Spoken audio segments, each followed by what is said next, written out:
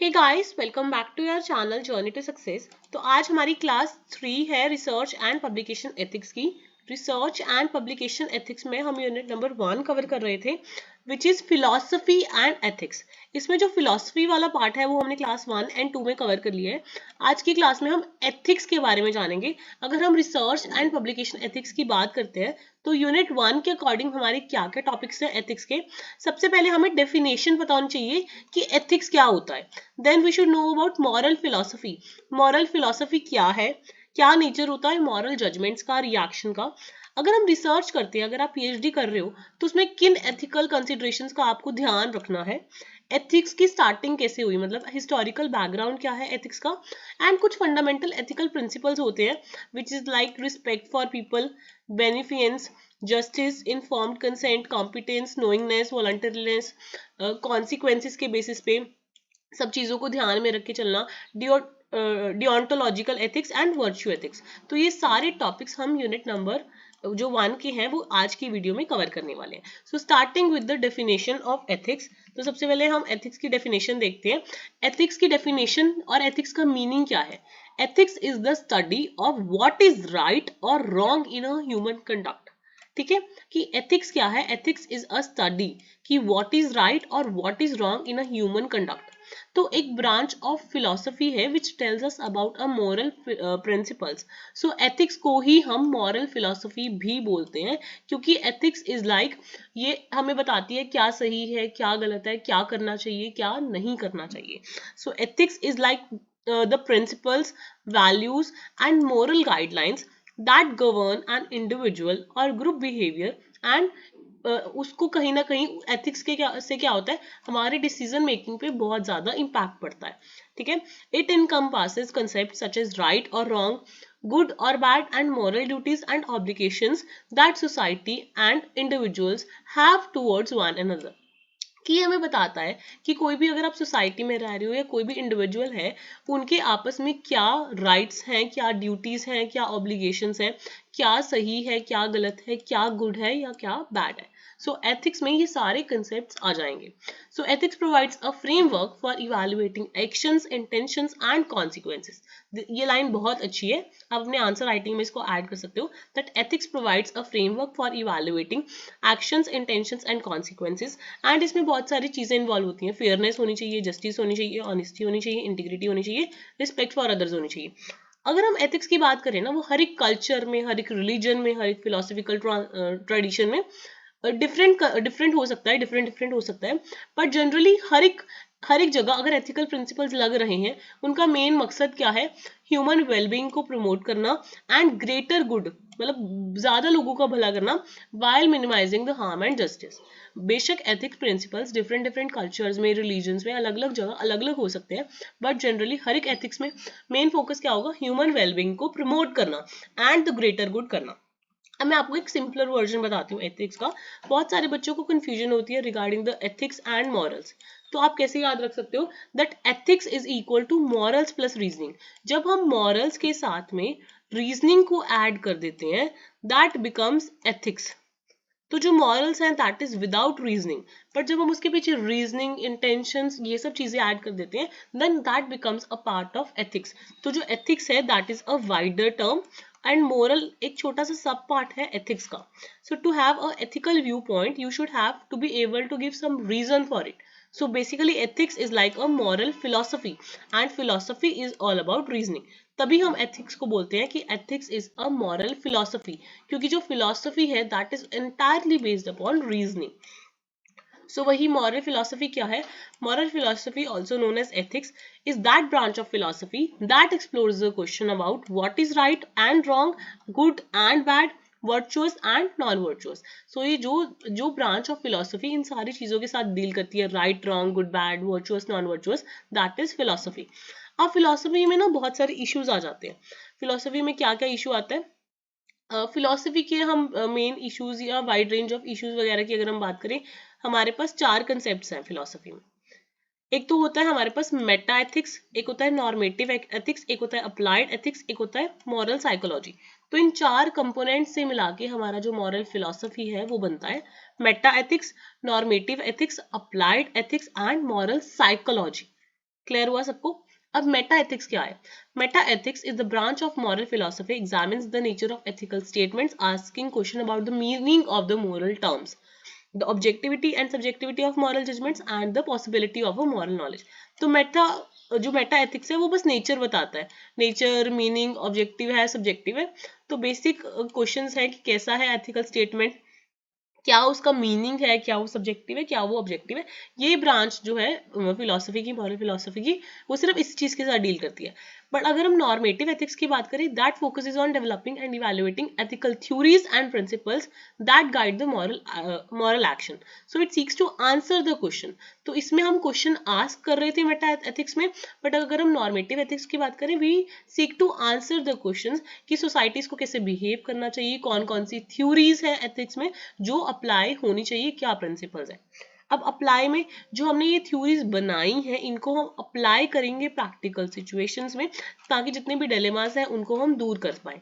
So it acts as an providing guidance in the real world moral challenges. अब हम moral psychology की बात करें, it examines the psychological processes, क्योंकि बहुत सारी साइकोलॉजिकल चीजें चल रही होती है, moral developments, moral reasoning, empathy वगैरह, वो कहीं ना कहीं हमारे डिसीजन मेकिंग में इम्पैक्ट डालती है। तो ये चीज उससे डील करती है। सो बेसिकली हमने जाना कि जो हमारा मॉरल फिलॉसफी है वो बहुत सारे इश्यूज या बहुत सारे कंसेप्ट से लेके बना हुआ है। सबसे पहला कंसेप्ट है मेटा एथिक्स, दूसरा कंसेप्ट है नॉर्मेटिव एथिक्स, तीसरा है applied ethics and fourth one is moral psychology. Meta ethics just is about asking questions, normative ethics is about answering the questions, and applied ethics is regarding the practical implication of those answers, and moral psychology is based on the psychological processes कि आप psychologically जो underlining उसकी judgment behavior है उसको भी जान रहे हो। So इन चारों चीजों से मिला के हमारा ethics बनता है या फिर हमारा moral philosophy बनता है, क्योंकि ethics is all about moral philosophy and philosophy is all about reasoning. So ethics is equal to morals plus reasoning. तो आई होप आपको बेसिक एथिक्स का क्लियर हो गया होगा। अब हमारा नेक्स्ट कॉन्सेप्ट है that is the nature of moral judgements and reactions, कि आपके जो मॉरल जजमेंट्स हैं या रिएक्शंस हैं, आप मॉरली एकदम से जज करते हो या रिएक्ट करते हो, वो किन चीजों पे बेस्ड है। तो मैंने यहाँ पे कुछ की पॉइंट्स बनाए हैं, उन की पॉइंट्स के बेसिस पर हम जज करेंगे मॉरल जजमेंट्स को या मॉरल रिएक्शंस को।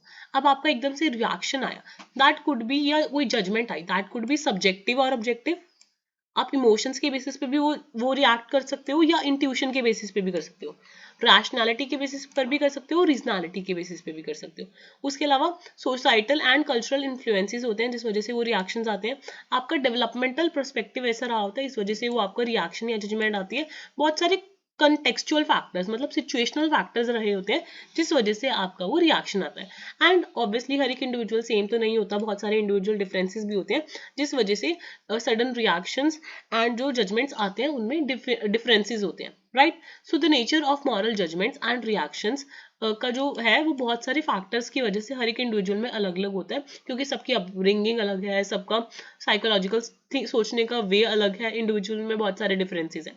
तो जो आपका मॉरल जजमेंट है या रिएक्शन है, that could be subjective also या ऑब्जेक्टिव ऑल्सो। ऑब्जेक्टिव का बेसिकली यहाँ पे मतलब है that is reflecting the universal principle, कि पूरी दुनिया क्या सोचते हैं यूनिवर्सली उस चीज के बारे में, क्या प्रिंसिपल्स हैं। अगर आप सब्जेक्टिविटी की बात करें, आप अपने पर्सनल पर्सपेक्टिव या कल्चरल वैल्यूज के अकॉर्डिंग उस चीज पे अपनी जजमेंट दे रहे हो। अब इमोशन या इंट्यूशन, इमोशन की वजह से आपका इनिशियल रिएक्शन आ रहा है। Intuitive judgments can raise spontaneously, तो इंट्यूटिव जजमेंट्स भी हो सकती हैं। अब आप कोई लॉजिकल रीजनिंग्स लगा के या फिर रैशनल डेलिब्रेशंस करके कोई भी एथिकल प्रिंसिपल्स या कॉन्सिक्वेंसेस को वेटेज दे रहे हो। सो क्या क्या नेचर हो सकता है, नेचर में हमने पढ़ा subjectivity and objectivity, emotion and intuition, reasoning and rationality. उसके अलावा सोसाइटल एंड कल्चरल इन्फ्लुएंसेस, आप जिस सोसाइटी नॉर्म्स को फॉलो करो, जिन कल्चर्स को फॉलो करो, जिन पीयर ग्रुप्स के साथ बैठ रहे हो, वो सब डाइवर्सिटी होती है, सब में अलग अलग होते हैं। सो उस वजह से आपका जो रिएक्शन है वो डिफरेंट हो सकता है। उसके अलावा डेवलपमेंटल पर्सपेक्टिव, आप एज एन इंडिविजुअल अलग अलग moral development, cognitive development stages से गुजरे हो, आप में अलग अलग चेंजेस आए हैं विद टाइम। सो उसकी वजह से भी आपके एथिकल प्रिंसिपल्स अलग अलग डेवलप हुए हैं, तो उसकी वजह से भी नेचर कहीं ना कहीं इफेक्ट होता है आपके एथिकल बिहेवियर का। कंटेक्चुअल फैक्टर्स, आप अलग अलग सिचुएशनल कंटेक्स्ट में रहे हो, फॉर एग्जांपल अलग अलग सोशल रोल्स आपने प्ले किए, अलग अलग कॉन्सिक्वेंसेस को वो किया है, perceive किया है, which can influence your moral perceptions and behavior. उसके अलावा हर एक person की traits अलग होते हैं, personality अलग होती है, value, religion, beliefs सब कुछ अलग होता है, which can impact the moral judgments and reactions. So the nature of the moral judgments and reactions is influenced by various things. Number one is subjectivity and objectivity, then is emotions and intuitions, reasoning and rationality. The next one is social and cultural influences, developmental perspectives, contextual factors and individual differences. तो I hope सबको ये concept भी clear हो गया होगा. अब next है, अब हम रिसर्च करने जा रहे हैं. तो रिसर्च करने से पहले हमें बहुत सारी चीजें एथिकली सोचनी पड़ती हैं कि ये एथिकली सही है या गलत है. सो बहुत सारी एथिकल कंसिडरेशंस हैं इन द रिसर्च. बहुत सारे हमें प्रिंसिपल्स का ध्यान रखना है which guides our research. तो जो प्रिंसिपल्स हैं ये क्यों बनाए गए हैं? सबसे पहले तो प्रोटेक्ट करें rights, safety and wellbeing of the research participants, साथ के साथ उनकी इंटीग्रिटी, क्रेडिबिलिटी को भी मेंटेन करके चले. तो बहुत सारे एथिकल कंसिडरेशंस इंपॉर्टेंट होते हैं रिसर्च में. अब आपको खुद ही पता होना चाहिए, अब आप रिसर्चर हो, अब आप पीएचडी कर रहे हो, तो you should also know what are the ethical considerations जो आपको ध्यान में रखने हैं. ना तो ये आप किसी के वायलेट करोगे एथिकल कंसिडरेशंस को, ना किसी को अपने एथिकल कंसिडरेशंस को वायलेट करने दोगे. Number one is informed consent. Informed consent का बेसिकली मतलब होता है कि अगर आप किसी से इन्फॉर्मेशन ऑब्टेन कर रहे हो तो आप उसको क्लियरली बताओगे कि ये इन्फॉर्मेशन किस पर्पस के लिए यूज होने वाली है, क्या प्रोसीजर है, क्या रिस्क है, क्या बेनिफिट है. एंड अगर आपकी चॉइस है, अगर आपको कभी ये इन्फॉर्मेशन नहीं प्रोवाइड करनी है तो आप हमें बता सकते हो. You have the right to withdraw the information given by you at any point of time. Next is privacy and confidentiality. आप उसकी जो कॉन्फिडेंशियलिटी है उसको मेंटेन करके रखोगे. जो भी उसने इन्फॉर्मेशन प्रोवाइड की है वो विदाउट उसकी कंसेंट के किसी के साथ भी शेयर नहीं करोगे. Harm reduction. आप अपने जो पार्टिसिपेंट्स हैं, जो भी आपकी रिसर्च में हेल्प कर रहे हैं, जो आपकी जिनके बारे में आप स्टडी कर रहे हो, उनको फिजिकली या फिर साइकोलॉजिकली कभी भी हार्म नहीं करोगे. You will always try to minimise the risk. आप सबके साथ फेयर एंड इक्वल रहोगे, फेयर एंड इक्विटी मेंटेन करोगे. You will not discriminate against any particular group और एन इंडिविजुअल. आप सभी पार्टिसिपेंट्स को इक्वली एंड फेयरली ट्रीट करोगे. Next, use of vulnerable population. आप अगर वर्नरेबल पॉपुलेशन के साथ काम कर रहे हो, फॉर एग्जाम्पल चिल्ड्रन के साथ काम कर रहे हो, प्रेग्नेंट वुमेन के साथ काम कर रहे हो, प्रिजनर्स के साथ काम कर रहे हो, या फिर कोई ऐसे लोगों के साथ काम कर रहे हो जिनको इंटेलेक्चुअल डिसेबिलिटीज है या कॉग्निटिव डिसेबिलिटीज है, आप उनके साथ कॉशियसली काम करोगे. Next one is conflict of interest. अगर आपके बीच में कोई भी कन्फ्लिक्ट ऑफ इंटरेस्ट होते हैं जो स्टडी को कहीं ना कहीं इम्पैक्ट करते हैं, you shall disclose that conflict of interest. इसमें पर्सनल रिलेशनशिप्स का भी हो सकता है, फाइनेंस का भी हो सकता है. उसके बाद डाटा मैनिपुलेशन. आप किसी भी तरह की डाटा मैनिपुलेशन को सपोर्ट नहीं करोगे, ठीक है. And you will respect the intellectual property rights. And अगर आपने कोई प्रीवियस स्टडीज या रिसर्च को यूज किया उनको आप प्रॉपरली क्रेडिट दोगे. And you should also protect the cultural sensitivity. कहीं पे कल्चरल नॉर्म्स होते हैं, कहीं इम्पोजिंग वैल्यूज या बिलीव्स पे, तो आपको उनकी कल्चरल प्रैक्टिसेस को भी रिस्पेक्ट करना है. So before starting any study involving data collection with people, अगर आप कभी भी डाटा कलेक्शन करते हो, आपको एक रिव्यू बोर्ड होता है, इंस्टीट्यूशनल रिव्यू बोर्ड, उनसे एथिकल परमिशन लेनी पड़ती है. वो चेक करता है कि जो भी आप चीजें कर रहे हो वो एथिकली एक्सेप्टेबल है एंड फॉलो कर रहे हैं इंस्टीट्यूशंस का कोड ऑफ कंडक्ट, तभी आप आगे प्रोसीड कर सकते हो. तो अगर आप कभी भी रिसर्च कर रहे हो, आपको बहुत सारी एथिकल कंसिडरेशंस का ध्यान रखना है कि आप informed consent low, privacy and confidentiality को मेंटेन करके रखो, हार्म को रिड्यूस करो हमेशा, फेयरनेस एंड इक्विटी को मेंटेन करते हुए चलो. वर्नरेबल पॉपुलेशन का अगर आप यूज करो तो कॉशियस होकर काम करो. कन्फ्लिक्ट्स ऑफ अगर इंटरेस्ट है तो उनको प्रॉपरली डिस्क्लोज करो. डाटा को मैनिपुलेट आपने नहीं करना है. अगर आप आईपीज यूज करो उनको प्रॉपरली रिस्पेक्ट करो एंड क्रेडिट दो अगर आपने प्रीवियस वर्क से कोई भी हेल्प ली है. एंड कल्चरल सेंसिटिविटी का भी आप ध्यान रखो, ठीक है. These are some of the ethical considerations which you should consider before doing the research. अब नेक्स्ट हमारा टॉपिक है हिस्टोरिकल बैकग्राउंड. अब हम रिसर्च कर रहे हैं तो इसका कुछ हिस्टोरिकल बैकग्राउंड भी रहा है, तो कैसे जो हमारा एथिकल कंसिडरेशन है वो डेवलप हुआ over the period of time, हम ये जानेंगे. देखो टाइम पीरियड्स में बहुत सारी चेंजेस होती गई जिसकी वजह से जो एथिक्स का कंसेप्ट है वो डेवलप हुआ. तो यहाँ पे मैंने एक डायग्राम शो किया जिसकी वजह से आपको थोड़ी हेल्प हो जाए. सबसे पहले क्या था, एंशिएंट फिलोसॉफिकल रूट्स थी, देन हिपोक्रेटिक ओथ का टाइम आया, देन न्यूरेमबर्ग कोड आया, देन डिक्लेरेशन ऑफ हेलेंस्की आया, देन बेलमोंट रिपोर्ट आई, देन फॉर्मेशन ऑफ आईआरबीज आया, देन बायोएथिकल डिबेट्स वगैरह हुई, देन इंटरनेशनल कोलैबोरेशंस हुए. ये एक ब्रीफ समरी है रिगार्डिंग द एथिकल कंसिडरेशंस. अगर आप इसको डिटेल में जानना चाहते हो आप इसको डिटेल में पढ़ सकते हो. एक बार मैं आपको जस्ट ओवरव्यू बता रही हूँ इस चीज का.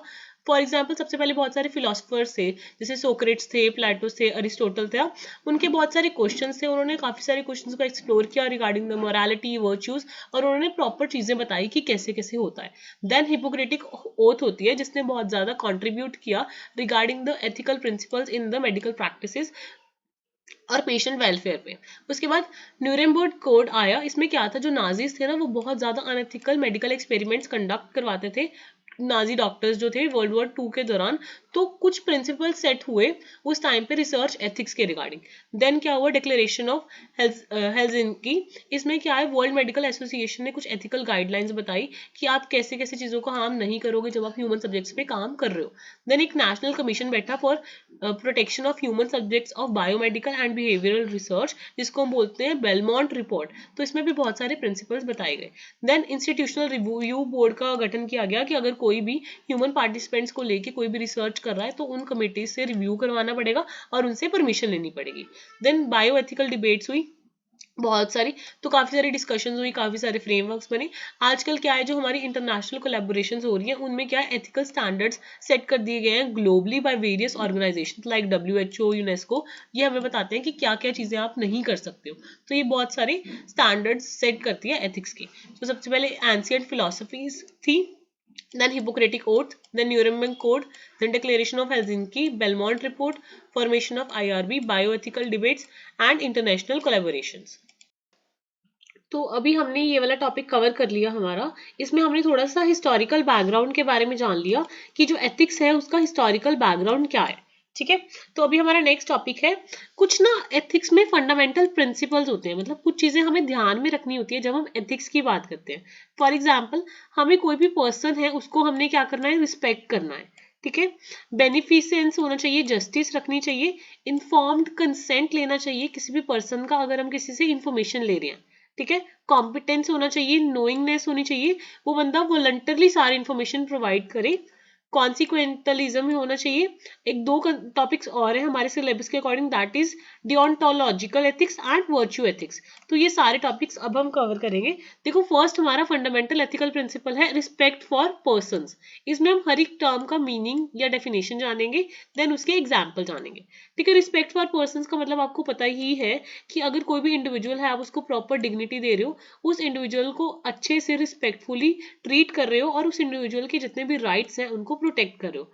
फॉर एग्जाम्पल, अगर आप कभी भी रिसर्च कर रहे हो तो यू हैव, आप पार्टिसिपेंट्स को बोलो कि अगर वो कभी भी किसी भी पॉइंट ऑफ टाइम पे चाहें, अगर उनको लगता है कि कोई नेगेटिव कॉन्सिक्वेंसेज वो फेस कर रहे हैं उस इंफॉर्मेशन के कारण जो उन्होंने दी है, they have the right to withdraw.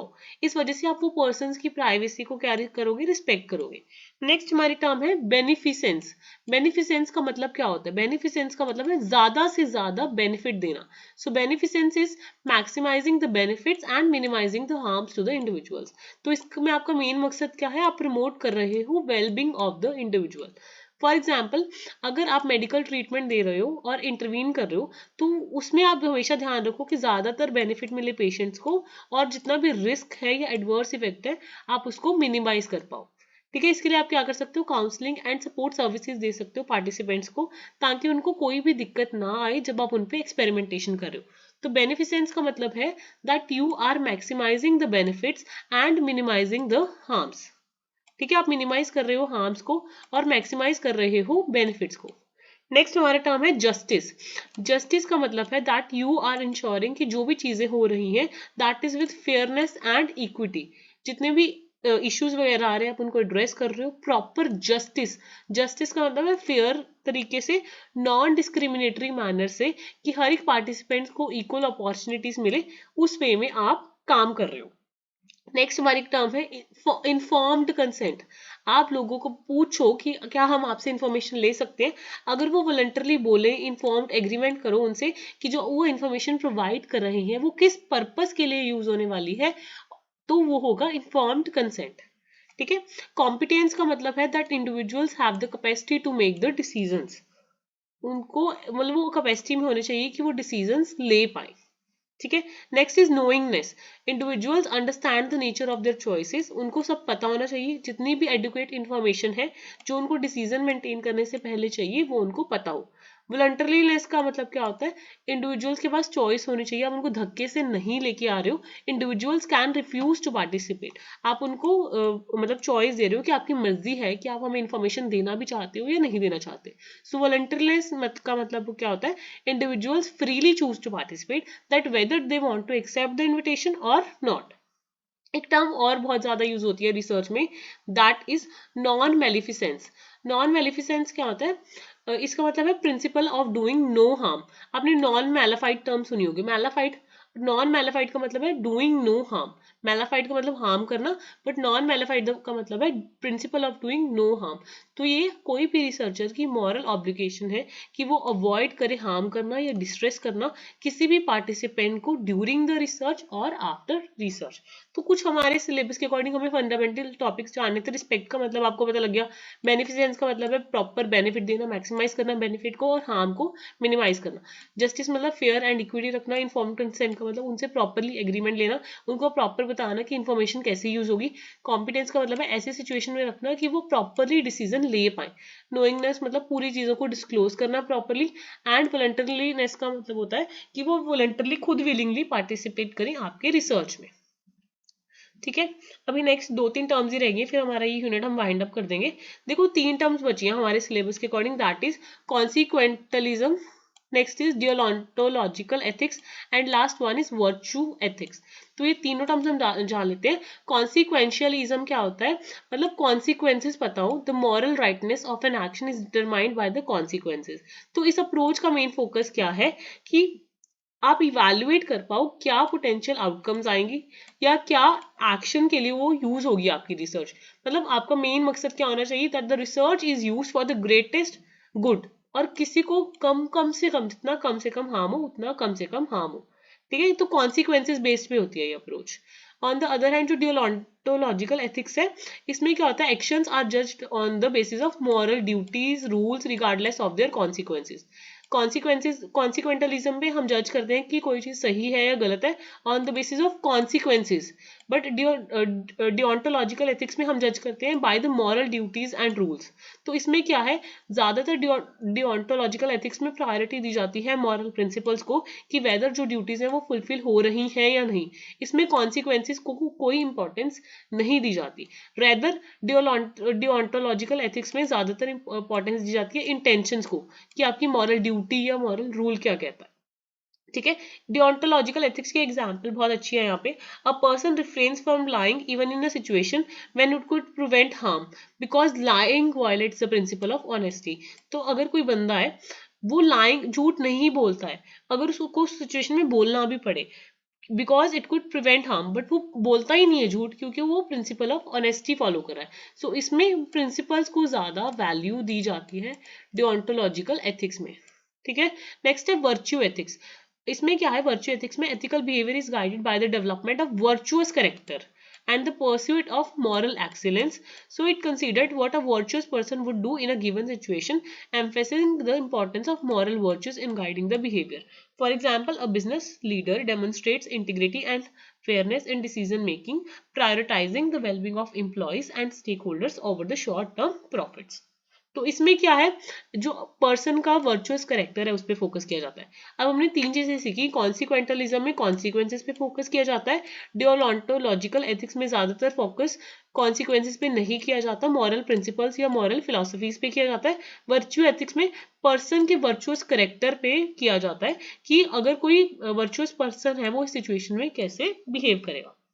एक लास्ट छोटा सा कंसेप्ट है, दैट इज यूटिलिटेरियनिज्म। इसमें क्या है कि ज्यादातर हैप्पीनेस किस चीज से मिलेगी वो चीज करना सही है, मतलब जो ज्यादा लोगों के लिए, ग्रेटेस्ट नंबर ऑफ पीपल के लिए वेल है वो चीज ही एथिकली करेक्ट है। So this approach guide the decision by waiting the potential benefits and harms of a study and choosing the action that provides the maximum overall utility. तो I hope आपको थोड़ा सा basic unit 1 clear हो गया होगा। ये इतना थोड़ा इंटरेस्टिंग टॉपिक्स नहीं थे, थोड़े से बोरिंग टॉपिक्स ही थे, बट आई होप सबको अच्छे से रिसर्च एंड पब्लिकेशन एथिक्स का यूनिट नंबर 1 कवर हो गया होगा। अभी इसी के साथ हमारा लेक्चर नंबर 3 एंड अप होता है, जिसमें हमने यूनिट नंबर 1 कवर कर लिया है। नेक्स्ट पार्ट में आपको यूनिट नंबर 2 हम स्टार्ट करेंगे। ठीक है, so be ready with unit number 2 in the next videos.